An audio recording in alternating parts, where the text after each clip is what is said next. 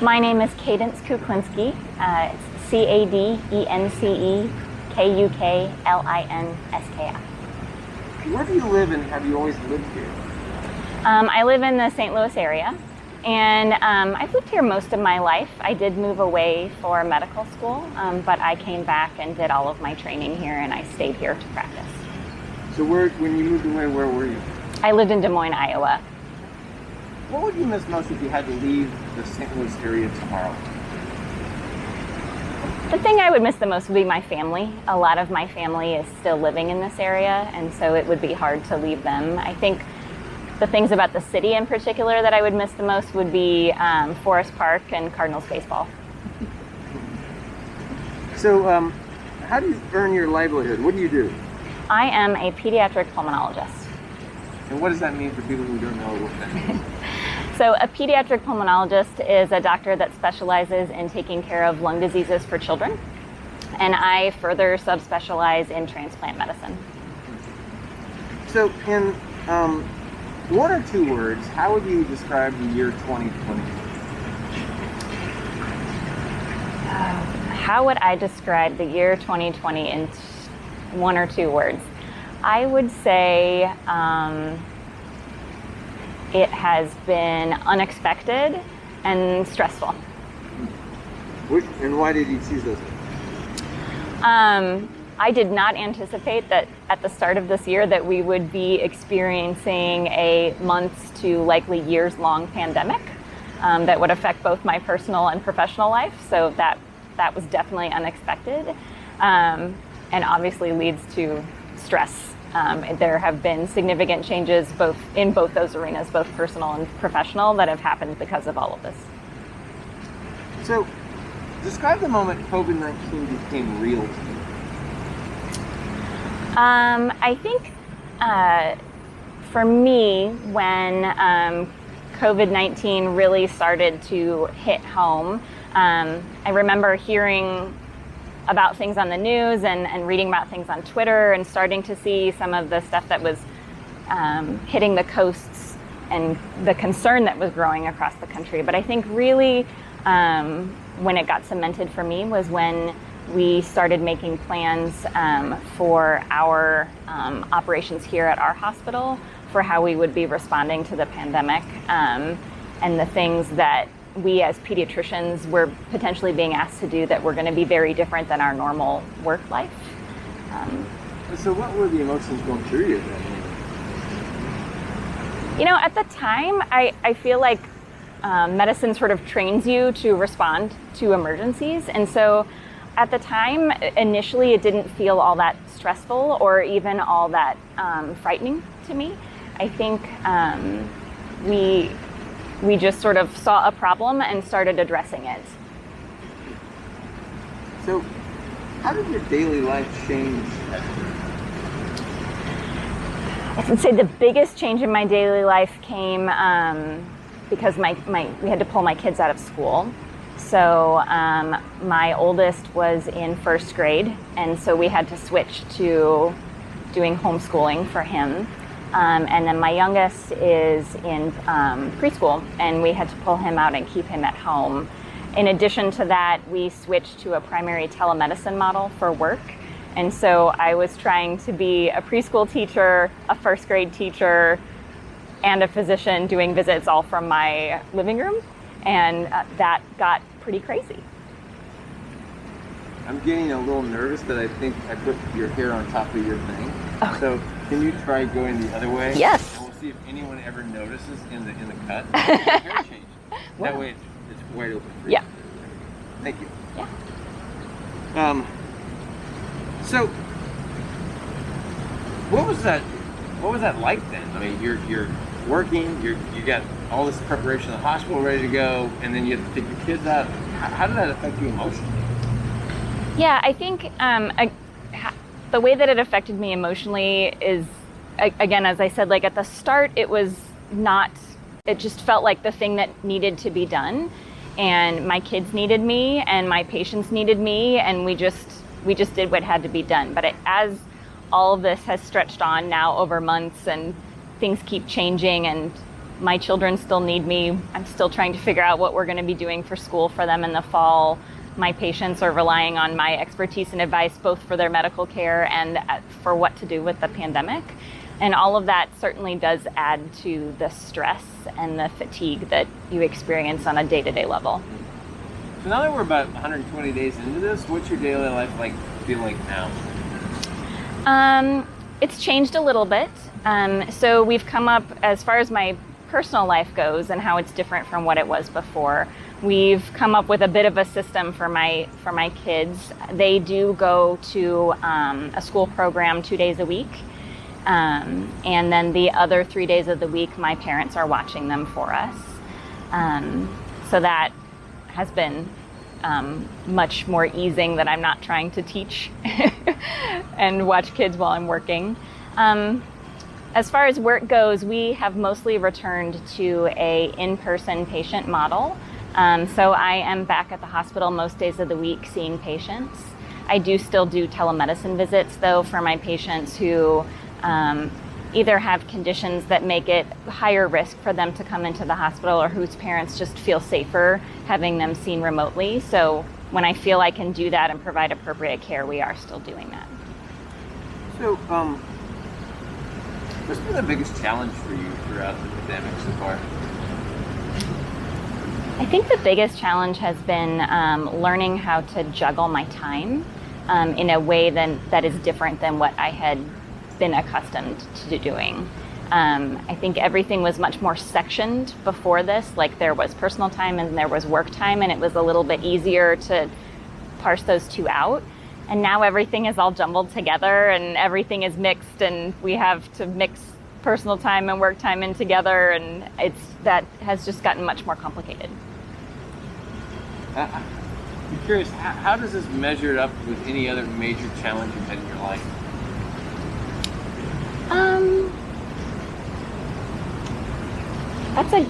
That's a good question. I think probably the other major challenge that I've had in my life that most closely mirrors this is my medical training, so medical school and residency in particular, where there was a lot of work and a lot of time and a lot of stress, all devoted to one particular goal. I would say this is similar in that I spend a lot of time working on things, both professionally and personally, to kind of help through the pandemic. But I think the difference is that medical school and residency all felt a little bit more predictable. And this is changing much more frequently and requires even more adaptation and fluidity than I needed for medical school and residency. So how do you think your daily life is going to feel like 2 years from now? Well, I hope that my daily life 2 years from now does not include me wearing a mask every single day, all day, everywhere I go. And I hope that it includes a return to my children being in school in person, and my parents no longer having to be almost full-time babysitters, and a return to work travel and meeting my friends for drinks and dinner afterwards. That's what I'm hoping it's going to look like in 2 years from now. So, what have you been doing to help your patients and your team that you work with get through this uncertainty? Sure. So I think we all need a little bit of help, both for our team and, my patients definitely need some guidance as well. So from a patient standpoint, we as a division and a department are all working together to stay on top of the latest data and make sure that the recommendations that we are making for our patients are in line with what both our infectious disease experts and the CDC is recommending for patients. In addition to understanding that each patient and family has their own concerns and their own needs, and we're trying to help them walk that line. I would say, as far as what am I doing to help, personally, like my colleagues and everything, I think we've done a lot of Zoom happy hours, as I think a lot of people are doing a lot more just kind of staying in touch with people that would often sort of let things slide, but text messages and video chats and just sending each other funny things throughout the day just to kind of break that up and remind us that like there's something else going on out in the world other than just this pandemic has been helpful. So I'm curious, the challenges you see at work and in your community, what excites you about solving them? You know, I think what has been most exciting about solving all of these new problems has been watching particularly my colleagues at work come together to solve this problem. So, you know, we very quickly created a COVID unit and asked for volunteers, for physicians to agree to work in that place. And all the spots filled rather quickly. We also agreed to take care of adult patients, which is not something that any of us in pediatrics do at all anymore. Most of us haven't seen an adult patient since we were in medical school. But I think overall the sense of teamwork and everyone pulling together to make the best of this and do what we can to help the people who are most affected has really been impressive to me, and I've really appreciated being a part of that. So, since the Memorial Day weekend, when we had the George Floyd incident kind of erupt and emerge, the Black Lives Matter conversation, racial justice, you know, it's definitely changed dynamics from early COVID to where we are today. I'm curious, what was your personal reaction to that George Floyd incident? And then how would you characterize your community's response and ongoing conversations? Sure. I think that my reaction to the initial incident with George Floyd and the way that the country responded was sadness and heartbreak, and unfortunately not a whole lot of surprise. When you work in medicine, it's hard to ignore the fact that there's systemic racism and there are a lot of racial imbalances that occur both in medicine, to be honest, and in society at large. I see that every day when I come to work.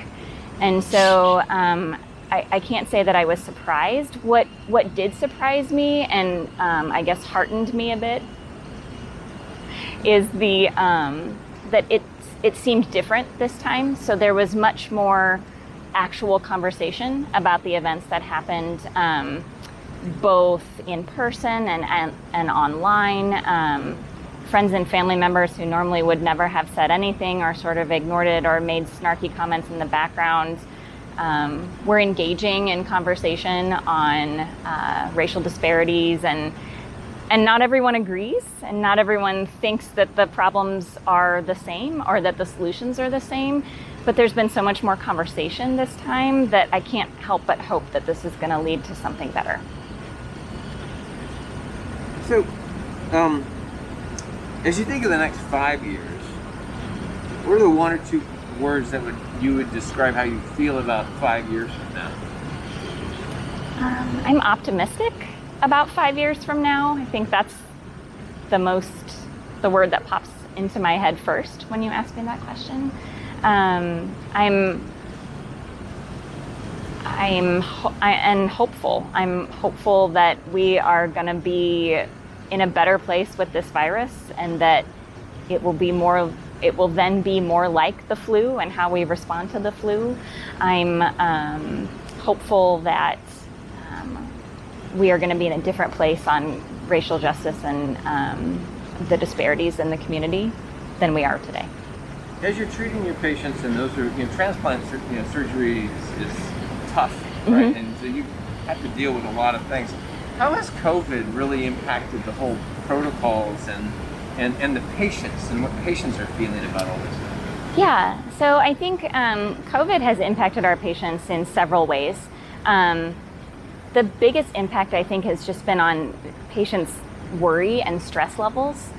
We get a lot of phone calls about all sorts of decisions and what are the right things and what are we recommending for our patients to do, whether that's can we go visit grandma and grandpa this summer like we planned, or should we be going back to school this fall, those sorts of things.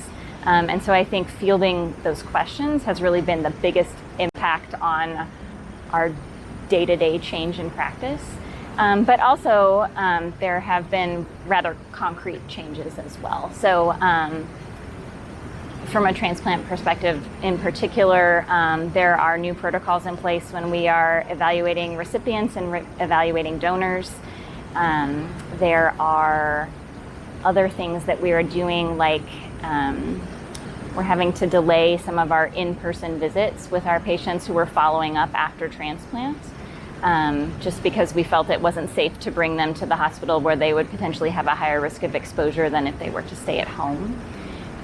There are certain procedures that are done in monitoring post-transplant, and we've, in some cases, changed the frequency of those procedures just to help keep our patients safe. And it's a delicate balance between providing the appropriate monitoring and testing to make sure that everything is going well and keeping them safe from this virus. So, what's it like to be a mom and in the healthcare world, and you've got your wider family? I mean, what's it like knowing that you have the day-to-day job that you're taking care of people with, but then all of a sudden everyone you love and you're around is in a whole different world? What's it like?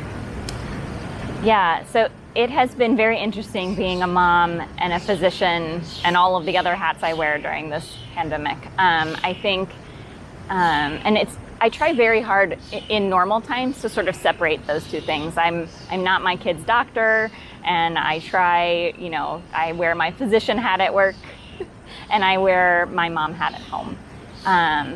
That's changed a little bit with all of this. I think it's impossible to conduct my daily activities with my kids without having some of that physician mindset about whether or not certain decisions we're making about where we're going and what we're doing is going to be safe and best for them in the long run. And not just safe for my kids, but safe for my parents who are, in that older age group and who are helping to watch my children while I'm at work. And so trying to keep not just my family, my immediate family who lives with me in my home, but my family at large safe, in addition to doing what's best for my patients and keeping them safe, has been really interesting and a different way of approaching life than I normally have to do. So, I know I asked you a lot of questions. I'm curious, is there a question or a topic I haven't broached yet that you want to take a swing at? That let's see.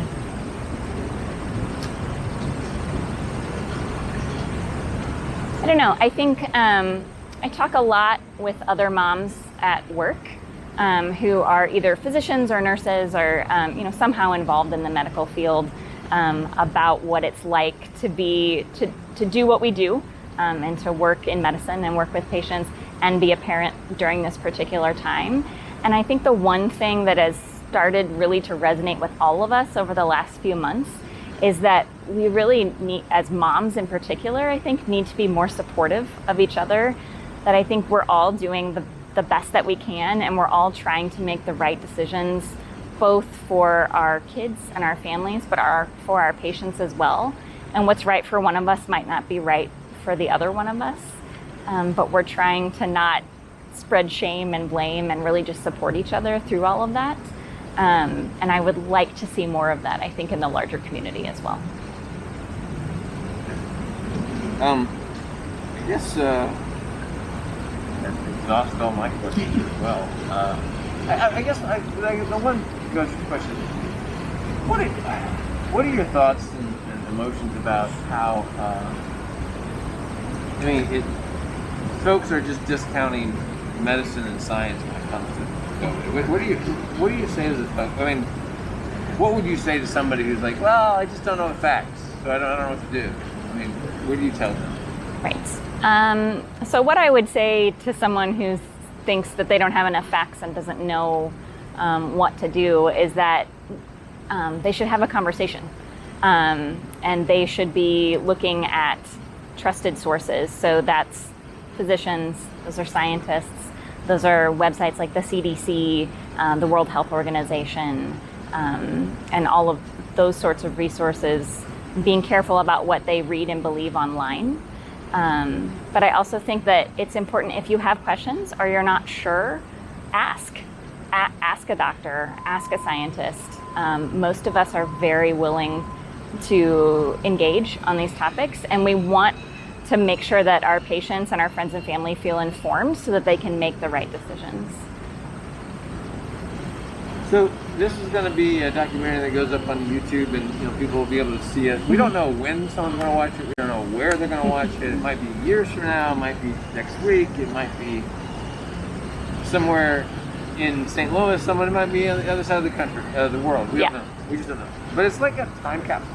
Yeah. Right? So what would the message you put in that you would want, if someone's watching this right now, somebody is watching it, what would you want that message to be for them to receive? I think the main message that I would want to convey is that it's always worth being optimistic and hopeful, and that you might be surprised how much people can get done when people stop arguing with each other and come together to work on a mutual problem.